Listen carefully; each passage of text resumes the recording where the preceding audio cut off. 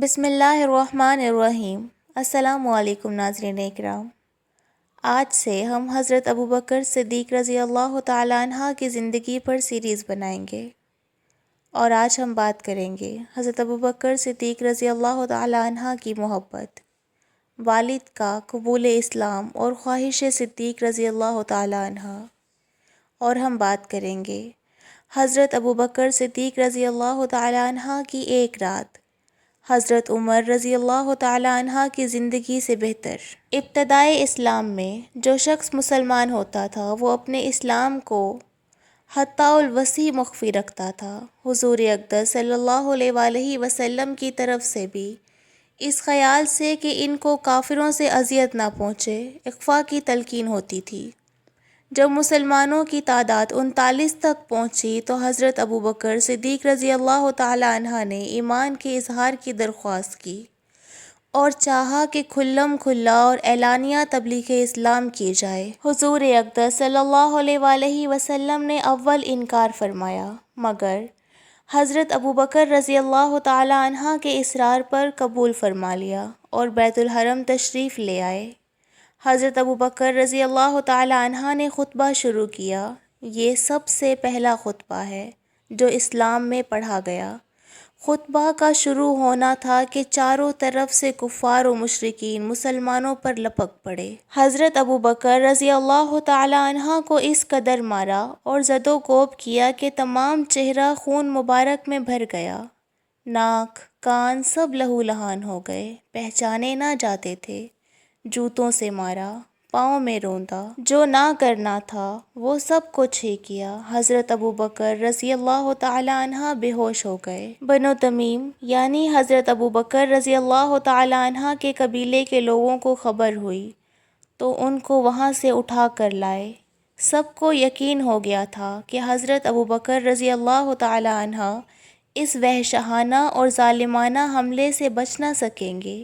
شام تک حضرت ابوبکر رضی اللہ تعالیٰ عنہ کو بے ہوشی رہی، باوجود آوازیں دینے کے، بولنے یا بات کرنے کی سخت نہ تھی۔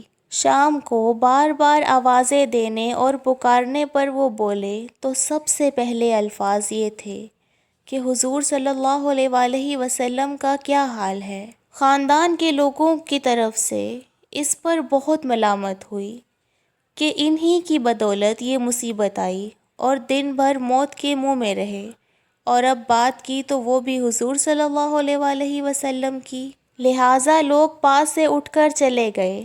آپ رضی اللہ تعالیٰ عنہ کی والدہ ام خیر کھانے کے لیے کچھ تیار کر کے لائیں اور کھانے پر اصرار کیا، مگر حضرت ابوبکر کی وہی ایک صدا تھی کہ حضور صلی اللہ علیہ وآلہ وسلم کا کیا حال ہے، حضور صلی اللہ علیہ وآلہ وسلم پر کیا گزری۔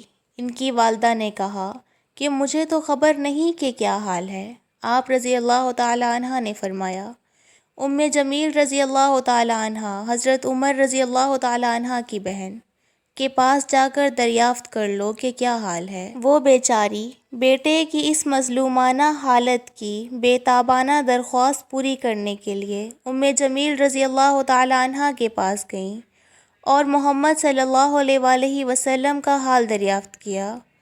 وہ بھی عام دستور کے مطابق اس وقت اپنے اسلام کو چھپائے ہوئے تھی۔ فرمانے لگی، میں کیا جانوں کون محمد صلی اللہ علیہ وآلہ وسلم اور کون ابوبکر صدیق رضی اللہ تعالیٰ عنہ، البتہ مجھے تیرے بیٹے کی حالت سن کر دکھ اور رنج ہوا ہے۔ اگر تو کہے تو میں چل کر اس کی حالت دیکھوں۔ ام خیر رضی اللہ تعالیٰ عنہ نے قبول کر لیا۔ ام جمیل رضی اللہ تعالیٰ عنہ ان کے ساتھ گئیں، لیکن حضرت ابوبکر صدیق رضی اللہ تعالیٰ عنہ کی حالت دیکھ کر برداشت نہ کر سکی اور بے تحاشا رونا شروع کر دیا کہ بد کرداروں نے کیا حال کر دیا۔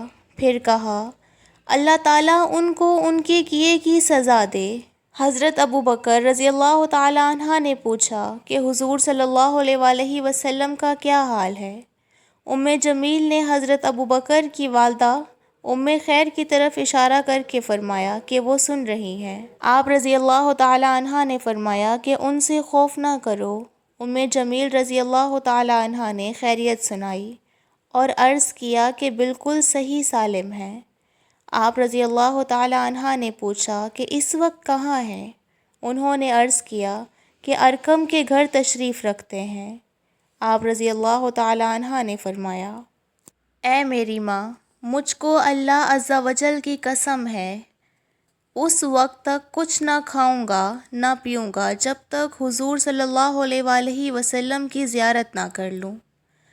ان کی والدہ کو تو بے قراری تھی کہ وہ کچھ کھا لیں، اور انہوں نے قسم کھا لی کہ جب تک حضور صلی اللہ علیہ وآلہ وسلم کی زیارت نہ کر لوں کچھ نہ کھاؤں گا۔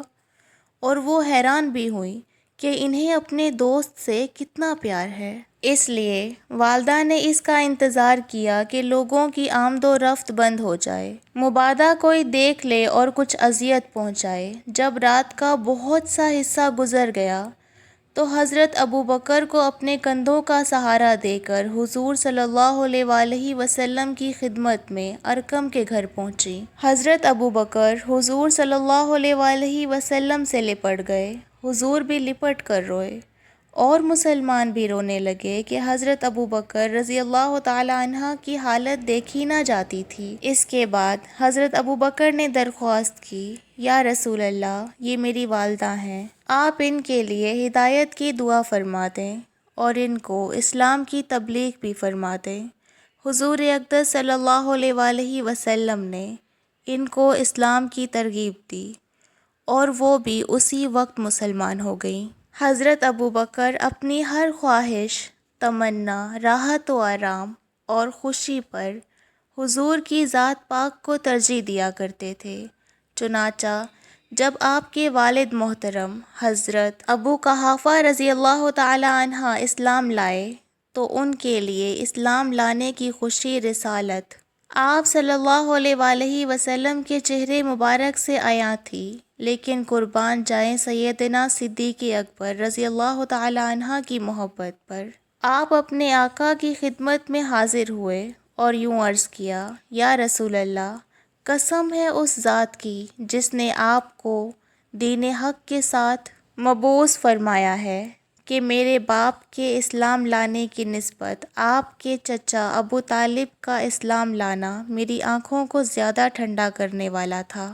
والد کا اسلام لانا ہر شخص کے لیے انتہائی خوشی اور مسرت کا سبب ہوتا ہے، لیکن صدیق اکبر صلی اللہ علیہ وآلہ وسلم قیامت تک آنے والے عشاق کو پیغام دے گئے کہ ایمان کی تکمیل بغیر ترجیح ذات نبی صلی اللہ علیہ وآلہ وسلم کے ناممکن ہے۔ ناظرین، اب ہم بات کرتے ہیں صدیق رضی اللہ تعالی عنہ کی ایک رات عمر رضی اللہ تعالی عنہ کی زندگی سے بہتر۔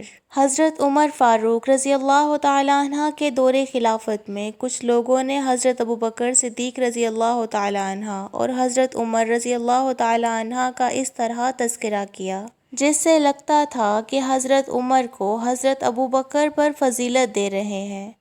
حضرت عمر رضی اللہ تعالی عنہ کو یہ بات معلوم ہوئی تو آپ رضی اللہ تعالی عنہ نے فرمایا، اللہ کی قسم، ابوبکر کی ایک رات عمر کی تمام راتوں سے اور ابوبکر کا ایک دن عمر کے تمام دنوں سے بہتر ہے۔ رات بہتر ہونے کی وجہ یہ ہے کہ ہجرت کی رات نبی کریم صلی اللہ علیہ وآلہ وسلم رات کی تاریکی میں حضرت ابوبکر صدیق رضی اللہ تعالی عنہ کے ہمراہ غار کی طرف روانہ ہوئے تو حضرت ابوبکر کبھی نبی کریم کے آگے آگے چلتے اور کبھی پیچھے۔ یہ دیکھ کر نبی کریم صلی اللہ علیہ وآلہ وسلم نے حضرت ابوبکر سے دریافت فرمایا، کیا بات ہے، تم کبھی آگے چلنے لگ جاتے ہو اور کبھی پیچھے چلتے ہو؟ حضرت ابوبکر رضی اللہ تعالی عنہ نے جواب دیا، یا رسول اللہ، مجھے یہ خیال آتا ہے کہ کفار آپ کے تعاقب میں ہوں گے تو میں پیچھے چلنے لگ جاتا ہوں، اور جب یہ خیال آتا ہے کہ کہیں دشمن آگے گھات نہ لگائے ہوئے ہوں تو میں آپ کے آگے چلنے لگتا ہوں۔ نبی صلی اللہ علیہ وآلہ وسلم نے پوچھا، ابوبکر، کیا تم یہ چاہتے ہو کہ میرے بجائے تمہیں نقصان پہنچ جائے؟ حضرت ابوبکر نے جواب دیا، اس ذات کی قسم جس نے آپ کو ہمارا نبی برحق بنا کر مبعوث فرمایا ہے، میں یہی چاہتا ہوں۔ پھر جب یہ دونوں حضرات غار تک پہنچ گئے تو حضرت ابوبکر رضی اللہ تعالی عنہ نے کہا، یا رسول اللہ، آپ ذرا یہیں ٹھہریے، میں غار کے سوراخوں کو بھر دوں تاکہ کوئی تکلیف دہ جانور ان میں سے نہ نکل آئے۔ چنانچہ آپ رضی اللہ تعالی عنہ نے غار میں داخل ہو کر صفائی کی، سوراخوں کو بند کیا اور باہر آ گئے۔ لیکن پھر باہر آ کر یاد آیا کہ ایک سوراخ باقی رہ گیا ہے۔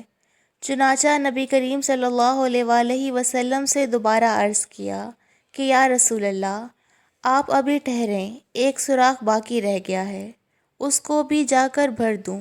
چنانچہ آپ دوبارہ غار میں داخل ہوئے اور خوب اچھی طرح سوراخ بند کیے۔ اس کے بعد نبی کریم سے عرض کیا، یا رسول اللہ، اب تشریف لائیے، اور پھر نبی صلی اللہ علیہ وآلہ وسلم غار میں داخل ہوئے۔ یہ واقعہ سنانے کے بعد حضرت عمر رضی اللہ تعالی عنہ نے فرمایا، اس ذات کی قسم جس کے قبضہ قدرت میں میری جان ہے، ابوبکر کی یہ ایک رات عمر کی تمام راتوں سے بہتر ہے۔ حضرت ابن ابی ملیکہ سے اسی طرح کی ایک روایت مروی ہے جس کے آخر میں یہ ہے، یہاں تک کہ جب غار پر پہنچے تو حضرت ابوبکر نے کہا کہ ابھی یہیں تشریف فرما رہیں، پہلے میں غار کو اپنے ہاتھوں کے ساتھ اچھی طرح صاف کر لوں تاکہ اگر کوئی چیز موذی، تکلیف دہ چیز ہو تو وہ پہلے آپ کے بجائے مجھے نقصان پہنچائے۔ حضرت نافع رضی اللہ تعالی عنہ یہ فرماتے ہیں، مجھے یہ روایت پہنچی ہے کہ اس غار میں ایک سوراخ تھا۔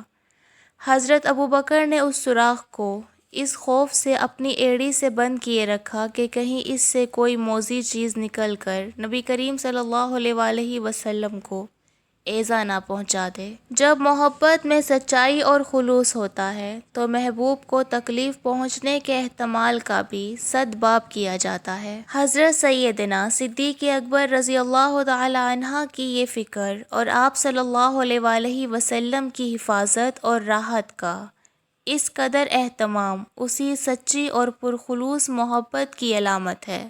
اللہ تعالیٰ ہر امتی کو محبوب صلی اللہ علیہ وآلہ وسلم کی راحت کا خیال رکھنے والا بنا دے، آمین یا رب العالمین۔ ناظرین، یہ تھی میری آج کی ویڈیو۔